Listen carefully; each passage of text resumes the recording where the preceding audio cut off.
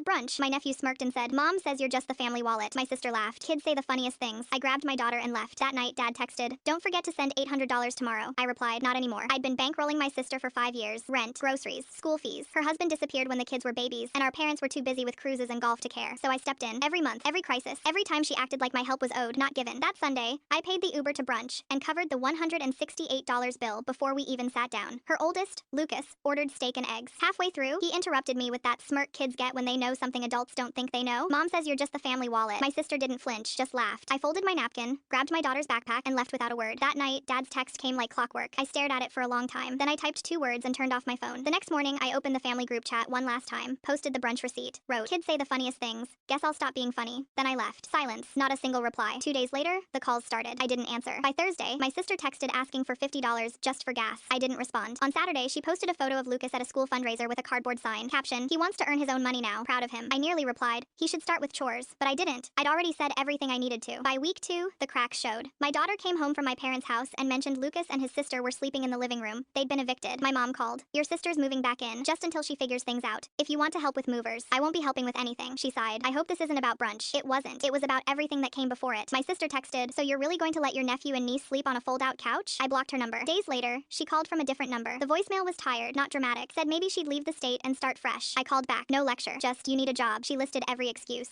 I let her finish. Then I said I'd help her figure it out, but I wouldn't carry her anymore. The next morning, I sent 6 job listings. She left me on read. Then she applied. A week later, she got hired part-time at a call center. Said she hated it. The chairs were cheap, customers rude, her manager was 24, but she kept going. 3 weeks in, her text changed. "What's a W-4? Is it normal to be this tired?" I answered every question, but I didn't send money. Instead, I sent groceries. Rice, bread, eggs, pasta. No note, just the delivery confirmation. She texted, "You didn't have to." I didn't reply, because the truth was, I did. Not for her, for the kids. Then Lucas got caught breaking into the school kitchen. Not vandalizing, just stuffing juice boxes into his backpack. He'd listed me as his emergency contact. I drove over, anger and worry fighting for first place. The principal handed me the contents of his bag. 3 juice boxes, 2 cereal bars, 1 applesauce cup. That's what he risked everything for. I took him to the apartment. The fridge had 1 egg, mustard, 2 tortillas, and shredded cheese. We went to the store, filled a cart, real food. On the drive back, he asked if I hated them. I said no. I said I just couldn't be the wallet anymore. He asked if he could hug me. That night, my sister called. Her voice was thin. Said she didn't know Lucas was skipping dinner, that she was doing everything and still felt like she was failing. I told her the truth. "You're not failing. You're just facing the part no one talks about. The part where everything sucks before it gets better." Long silence. Then, "I'm sorry." And this time, it wasn't a strategy. It was surrender. 6 months later, she's full-time now. Got promoted to team lead. Lucas joined robotics club. Her youngest in dance classes. The apartment's still small, still loud, but the kids have real beds. She painted their room blue and purple like she promised. She still asks for help, not money. Questions about school forms, job paperwork, rice cookers. A few weeks ago, she texted out of nowhere. Still climbing, still grateful. No big drama, no new crisis. Just something better. She's building a life now. And for the first time, I'm just watching, not holding it up.